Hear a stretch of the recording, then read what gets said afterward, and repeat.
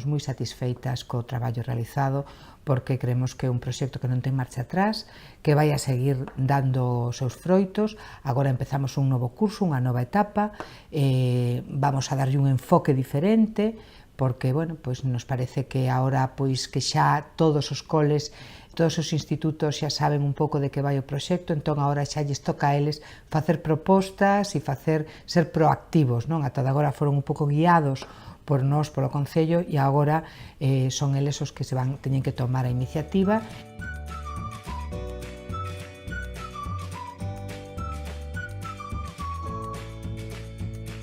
Vale a pena, vamos a ver que é o que pasa. Vamos a intentar que isto empece a funcionar e en lugar de que teñan que sair os rapaces e nos fora a prepararnos en formación, que é esa a sociedade que entre dentro.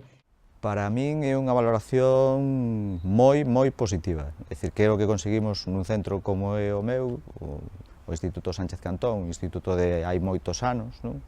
Con unhas dinámicas adquiridas normalmente pois moi tradicionais, pois conseguir ir facendo cousas onde se vexa que se traballa pola igualdade de xénero e contra a violencia machista, creo que é un paso adiante moi importante. A implicación do alumnado que estivo implicado no Consello da Muller Nova foi excelente.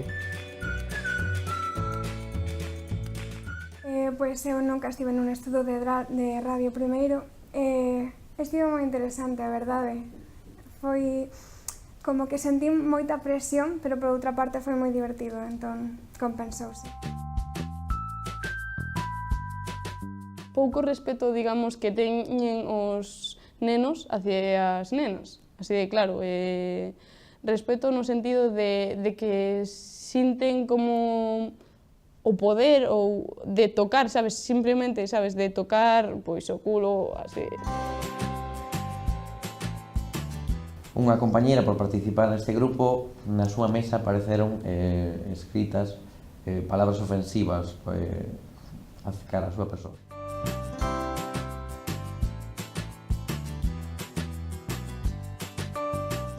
O que máis me sorprendeu foi que despois, sobre todo o alumnado que podía sair do centro, que era o alumnado de bacharelato, e do ciclo formativo que temos e o que dou clase, pois conseguimos, xunto con profesorado que quiso asistir á manifestación, pois trasladarnos esta Praza da Peregrina e ali formar parte do que para mí foi unha das manifestacións máis multitudinarias do 8 de marzo que houve en Pontevedra, que foi a deste ano.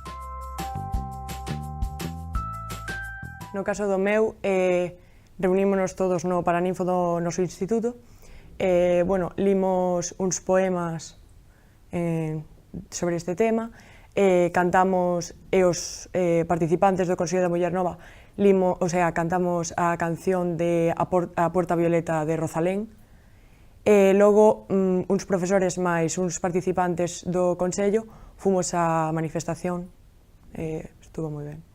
Si, o noso simplemente foi reunirnos entre todos, entre non sei cantos cursos eran, pero bastante, ir xuntes todos á manifestación. E sorprendeu-nos a cantidade de xente que houbo en comparación con outros anos. A idea sería unha revista, digamos, trimestral ou incluso semestral. Simplemente a iniciativa dunha revista na que se traballase todo relacionado coa igualdade no centro, fora, incluso algún artículo de opinión que elas quixeran digamos, debatir.